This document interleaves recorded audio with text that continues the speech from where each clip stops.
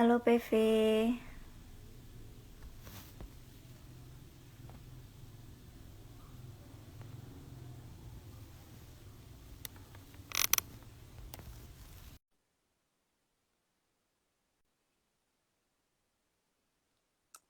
Halo guys, mohon ditunggu ya, bentar. Oke.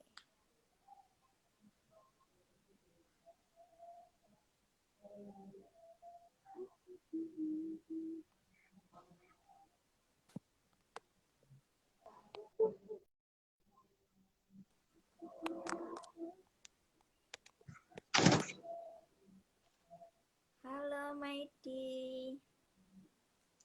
Ayo diajakin yang lain ya. Kita ramaikan acara pada sore hari ini. Oke.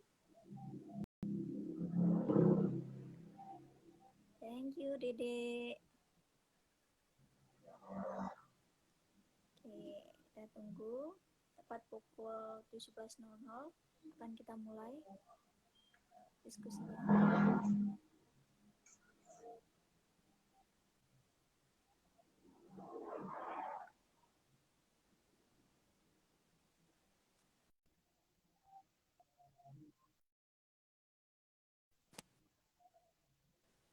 Di jaringan aman? Aman. Telat nggak sih? Enggak kok, aman. Oh ya, buat Telat nggak? aman. Buat Maidi minta tolong diajakin teman-teman di grup untuk meramaikan acara sore hari ini yuk. Teman-temannya diramaikan juga, diajakin.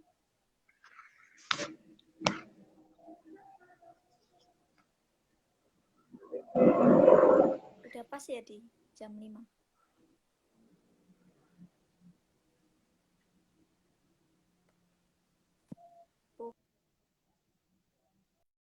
Pukul 17.00 maka akan kita mulai acara pada sore hari ini. Assalamualaikum warahmatullahi wabarakatuh. Selamat sore semuanya teman-teman dimanapun kalian berada dan kapanpun kalian menonton video ini. Jumpa lagi bersama saya Eva Wahini Anggraini bersama partner. Siapa partnernya? Monggo kenalan.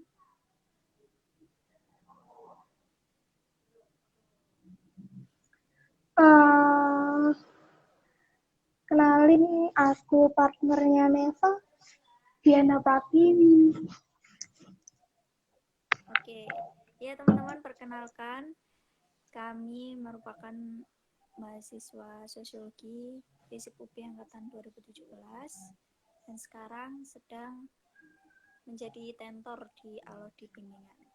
Oke, mungkin beberapa dari kalian ada yang ikut bimbingan kita. Oke, langsung mulai aja acara pada sore hari ini, yakni ngopi atau ngobrol pintar. Nah, temanya cukup menarik nih teman-teman, yakni tentang pilihan metode penelitian kualitatif dan kuantitatif untuk mahasiswa jurusan sosial humaniora. Nah, di sini kita akan mengupas terkait metpen kuali dan kuanti. Dan perlu diketahui juga, di sini saya tentor kualitatif ya, dan kebetulan Diana tentor kuantitatif. Jadi buat teman-teman yang bingung masalah metode penelitian, sapi banget ikut ke bimbingan kita ya. Oke, mungkin langsung aja nih Diana, kayaknya teman-teman udah pada nungguin sebenarnya metode kualitatif dan kuantitatif itu apa sih ya. Monggo dari Diana. Kalau kuantitatif, kita mulai dari kuantitatif nih. Pasti udah kenal yang namanya kuantitatif itu identik sama SPSS, statistik. Nah, sebenarnya kuantitatif ini sering banget berdasarkan kita ngerti banget kalau misalkan kuantitatif itu didasarkan oleh teori. Jadi kuantitatif ini sifatnya membuktikan teori. Kalau kualitatif kan lebih ke mengembangkan teori, ya nggak, Nev? Ya, lebih tepatnya kalau kualitatif itu kita berangkatnya dari realitas sosial yang ada di masyarakat, kemudian dari realitas tersebut kita dukung dengan konsep atau teori gitu. Jadi memang bisa terlihat ya perbedaannya dari kualitatif dan kuantitatif ini, yaitu dari startnya. Kalau kuantitatif kan berangkatnya dari teori ya, untuk menguji teori. Sedangkan kalau kualitatif itu bagaimana realitas yang diuji oleh teori. Tuh. Nah, makanya kuantitatif ini uh, dasar berpikirnya itu bersifat deduktif, sementara kualitatif itu bersifat induktif. Ya, Deduktif umum ke khusus, kalau kualitatif khusus ke umum. betul banget. Teman-teman, nanti kalau ada pertanyaan langsung tulis aja ya di kolom komentar. Nanti kalau masih tersisa waktunya akan langsung kita jawab. Oke, jadi menyambung dari Diana tadi bahwa logika berpikir dari kualitatif itu induktif ya, teman-teman. Jadi kita berangkatnya dari realitas apa yang ada di masyarakat, kemudian dari realitas tersebut kita dukung dengan teori atau konsep apa yang sudah kita pelajari. Nah, untuk teori dan konsep ini jangan sampai lepas dari keilmuan kita ya. Misalnya, jika kita ini jurusan ekonomi ya, berarti tokohnya ya harus ekonom, dari ekonom. Jangan sampai tokohnya dari sosiolog gitu. Kan beda keilmuan. Jelas pemikirannya juga berbeda gitu. Terus buat teman-teman yang ini lemah di statistik ya, kayak saya itu kan kurang menguasai lah di bidang statistika. Maka saya ini sangat cocok ya, sangat prefer menggunakan metode penelitian kualitatif gitu. Karena di meten kualitatif itu membutuhkan analisis yang begitu tajam. Kita nggak hanya melakukan penelitian aja, tapi kita dituntut untuk paham terkait fenomena tersebut. Terus kita juga harus menganalisis dengan teori yang ada gitu. Gimana kalau di Kalau yang lebih suka mengolah data dan kurang cakap untuk melakukan basa-basi sama responden sama informan, itu bakal lebih enak pakai kuantitatif. Kayak aku ini sebenarnya kurang cakap untuk berbahasa basi sama orang, jadinya aku lebih pilih ke kuantitatif. Oke, berarti udah kelihatan ya teman-teman dari mukanya mana yang suka menghitung, mana yang suka ngomong, itu udah kelihatan ya guys. Gitu. Jadi buat teman-teman yang masih semester 1, 2 atau bahkan sampai semester akhir, semester 6, mulai sekarang coba kalian petakan kira-kira kalian paling cocok pakai metode apa. Ya, itu harus disesuaikan juga dengan kekurangan dan kelebihan masing-masing. Gitu. Jangan memaksakan kehendak. Terus jangan ikut-ikutan juga. Misalnya di sini Cinta pakai metode kuantitatif. Terus Tia ikut-ikutan karena pengen terlap bareng gitu misalnya. Jangan ya. Karena nanti pasti hambatan dan tantangan setiap mahasiswa itu beda-beda. Gitu. Di sosiologi sendiri, mayoritas itu mahasiswa pakai kualitatif.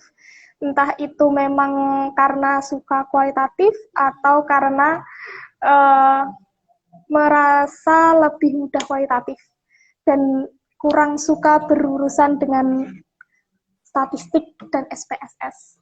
Nah, menurut Neva, uh, antara kualitatif dan kuantitatif nih, ini biasanya pertanyaan umum. Uh, Lebih mudah kualitatif atau kuantitatif? Kalau itu kembali ke pribadi masing-masing ya. Karena jawabannya subjektif.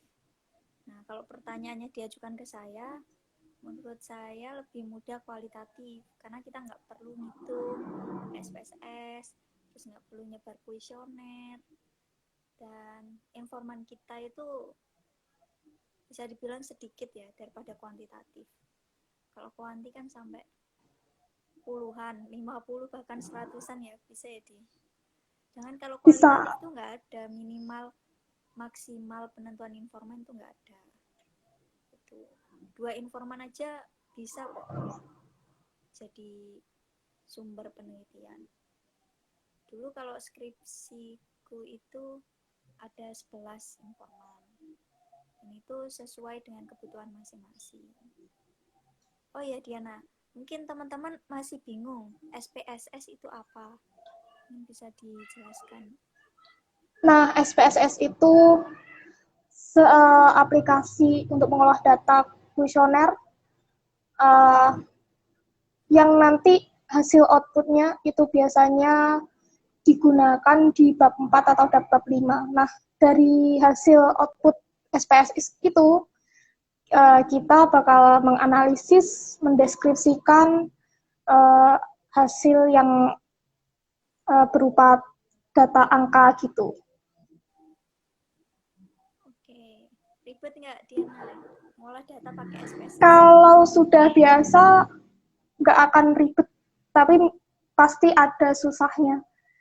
Kalau menurutku itu susahnya itu di uji validitas item pertanyaan kuesioner.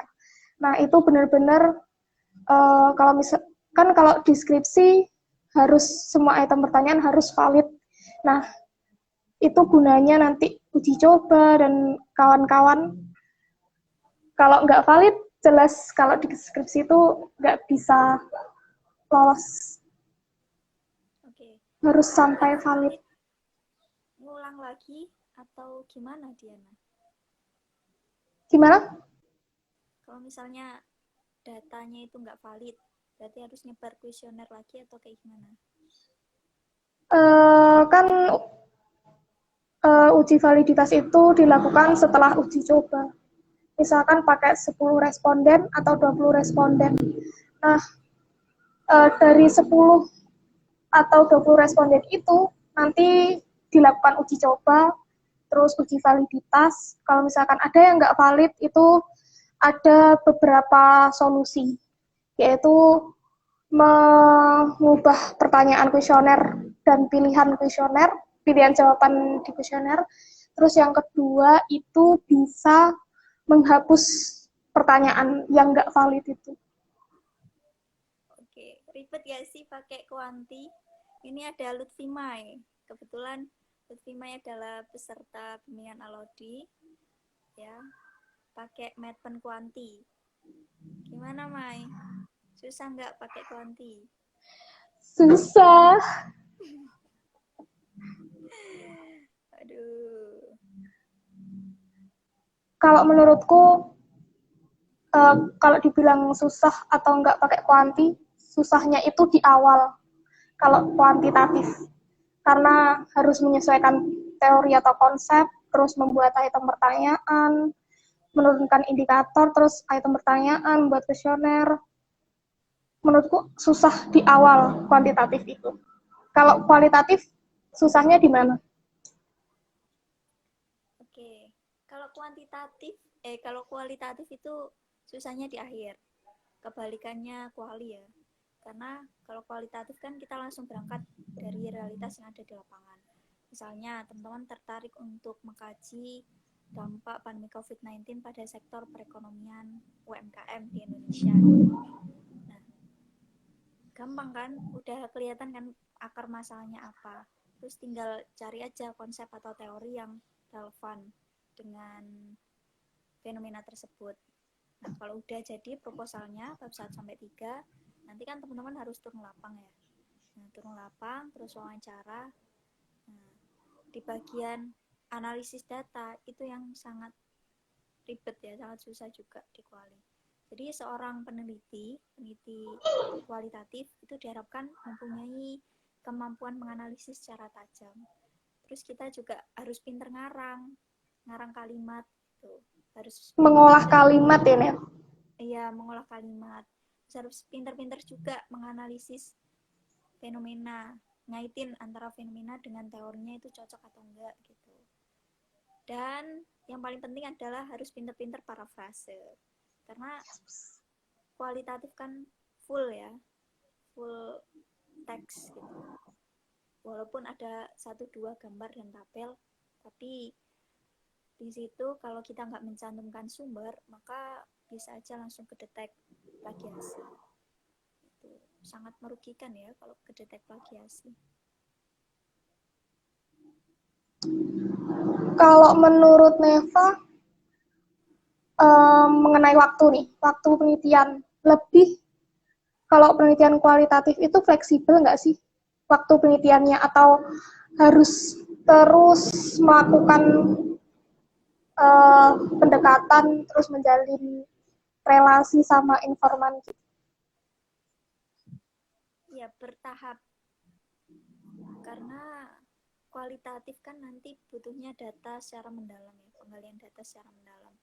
Jadi sebisa mungkin sebelum kita wawancara resmi atau wawancara formal ke informannya, berarti kita harus melakukan pendekatan dulu ya ke informannya.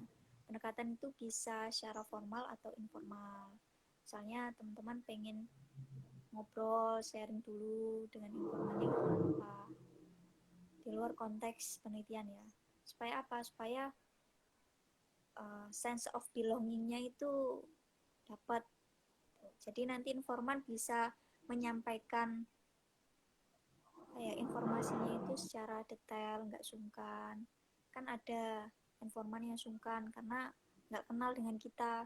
Emang kita ini siapa kok tiba-tiba tanya-tanya gitu. Kan ada yang risih ya. Makanya sebisa mungkin harus punya relasi, terus harus punya kemampuan negosiasi juga. Nah,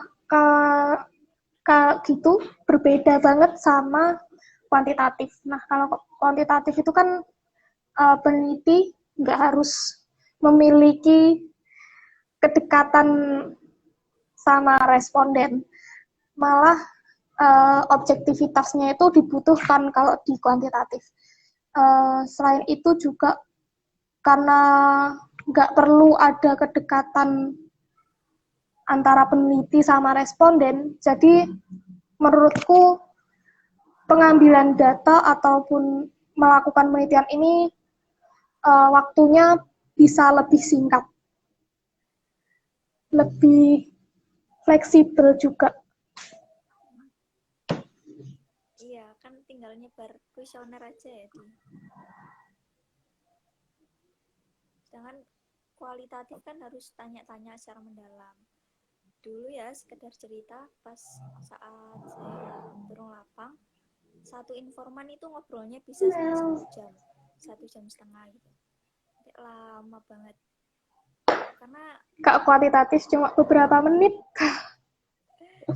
karena kan kita ngobrol ya, ada interaksi, ada komunikasi dua arah, makanya butuh waktu yang lama.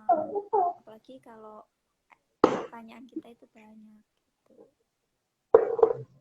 Ya itulah suka dukanya kuali-kuanti ya. Tapi keduanya enak kok ya di, asal kita paham. Asal kita menekuni dengan baik gitu. Paham, dan pastinya peneliti harus paham dengan alur penelitiannya, terus rencana penelitiannya, terus pelaksanaannya. Jadi setelah melakukan itu semua pasti lancar penelitian. Betul banget. Dan ketika kita sudah tahu tentang plus minus kuali-kuanti, tinggal bagaimana cara kita memanajemen diri ya. Karena banyak banget nih Diana yang curhat ke aku ya. Curhat masalah dosen pembimbing, terus masalah dirinya sendiri yang males ngerjain, ada yang masalah datanya juga, informannya yang susah dihubungin, kayak gitu sih. Berarti harusnya skripsi itu berkaitan dengan komitmen ya, Nev. Komitmen ya, diri sendiri sama yang diteliti gitu menurutku. Soalnya kalau dari awal melakukan setengah hati, menurutku skripsi juga hasilnya akan setengah-setengah juga. Berarti harus sepenuh hati ya.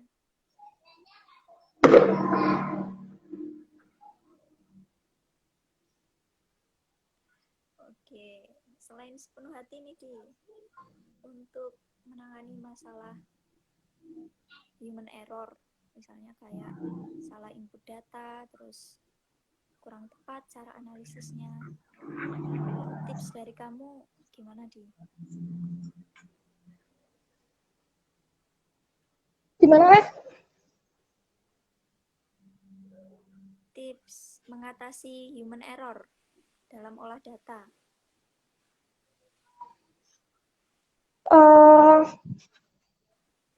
Human error di Dalam mengolah data, misalnya kalau di kuantitatif salah input ke SPSS, terus kalau di kualitatif salah analisisnya gitu.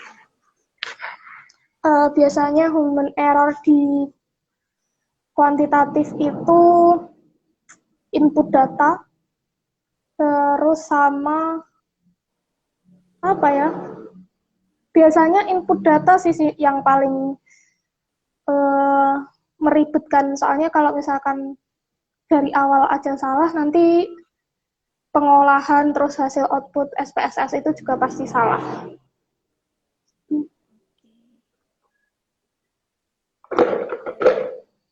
Kalau di kualitatif sendiri, untuk mengantisipasi adanya human error ya, berarti kita harus paham betul mengenai fenomenanya. Terus harus paham juga terkait konsep atau teori yang digunakan. Karena masing-masing dari itu harus berkesinambungan. Misal kita paham realitasnya, tapi nggak paham tentang kontekstualisasi dari teorinya, ya pasti bakal bingung sendiri. Gitu.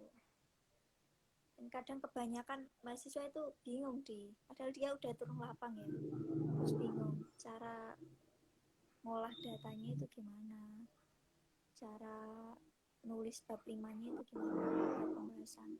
Padahal kan udah ada bab 3 ya, teknik analisis data kalau di kualitatif.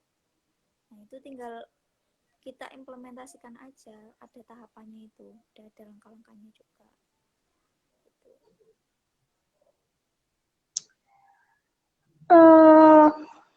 Kalau dirangkum nih, plus minusnya kualitatif, apa aja plus minus melakukan penelitian kualitatif? Oke, untuk plus minus kualitatif, plusnya dulu kali ya. Plusnya kita nggak berkutat dengan statistika. Terus kita lebih mendalami ilmu sosial. Karena kita langsung berhubungan dengan informannya, kita juga langsung mengetahui fenomenanya, terus paham teorinya juga gitu. Jadi menambah khasanah keilmuan juga. Terus selain itu apa ya? Membuat kita jadi kritis. Karena untuk olah data kan butuh analisis yang tajam. Itu mau nggak mau kita harus mikir gimana cara ngolah datanya. Itu untuk plusnya. Kalau untuk minusnya sendiri ya, kadang kaitan antara realitas dengan teori itu nggak nyambung. Dan kita membutuhkan orang lain untuk memberikan pengecekan lah terhadap hasil penelitian kita. Karena kalau menurut kita udah benar, datanya udah valid, tapi ternyata menurut orang lain kan belum tentu. Makanya mau nggak mau harus ada reviewernya, entah itu dari dosen pembimbing atau dari teman atau tentor ya, kita ya sih. Itu sih plus minus dari kualitatif. Kalau di kuantitatif sendiri gimana nih plus minusnya? Plus minusnya itu yang pertama, kuantitatif itu bisa digunakan untuk menduga hasil penelitian. Nah, kemudian yang kedua itu yang B untuk digunakan untuk menduga itu kan gunanya hipotesis tuh. Nah, selanjutnya itu hasil yang didapatkan itu lebih akurat. Soalnya didukung dengan data, juga berdasarkan teori juga. Nah, yang ketiga itu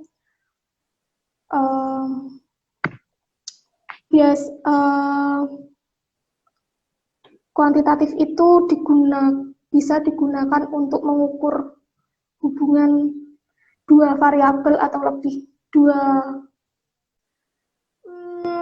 dua subjek gitu. Dua subjek penelitian juga bisa gitu. Cakupannya juga lebih luas. Hasilnya bisa digeneralisasi.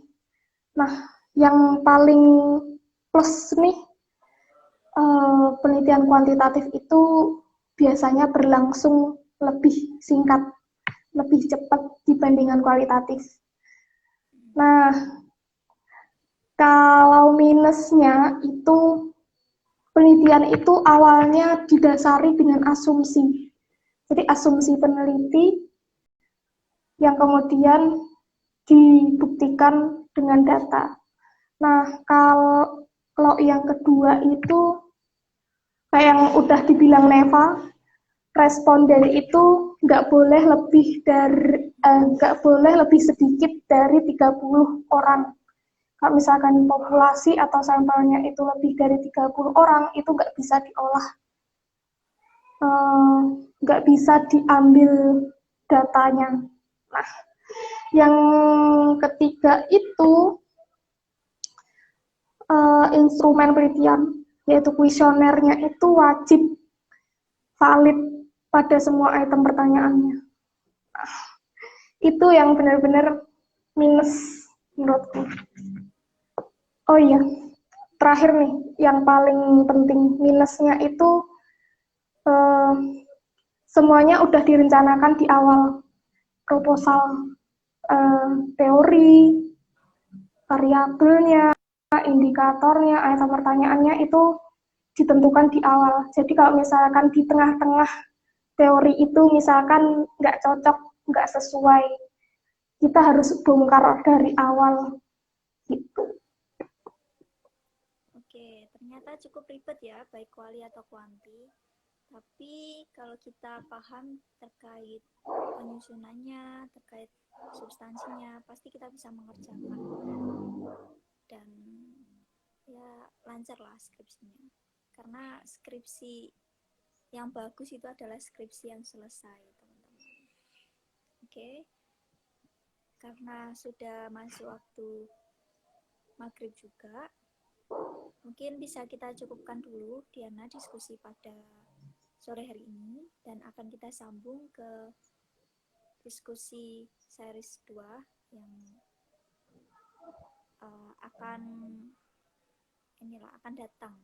Untuk waktunya nanti bakal di-share di Instagram Alodi Bimbingan ya teman-teman. Tetap stay, pantau terus Instagram kami, dan kalau ada pertanyaan bisa langsung DM. Oke, mungkin itu aja.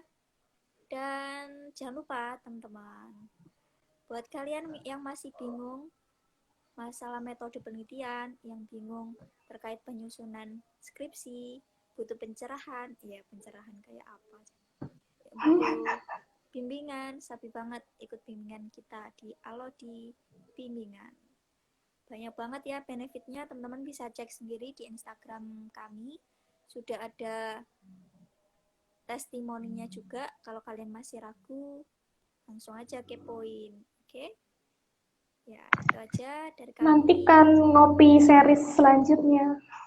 Betul banget. Nanti akan dikabarkan di Instagram kami ya. Tetap pantau dan jangan khawatir. Video ini kita save buat teman-teman. Next time bisa baca atau nyimak video ini lagi. Oke, itu aja Diana. Terima kasih atas waktunya sore hari ini. Semoga ilmunya bermanfaat dan tetap semangat buat teman-teman semuanya. See you. Semangat, sampai Assalamualaikum. jumpa.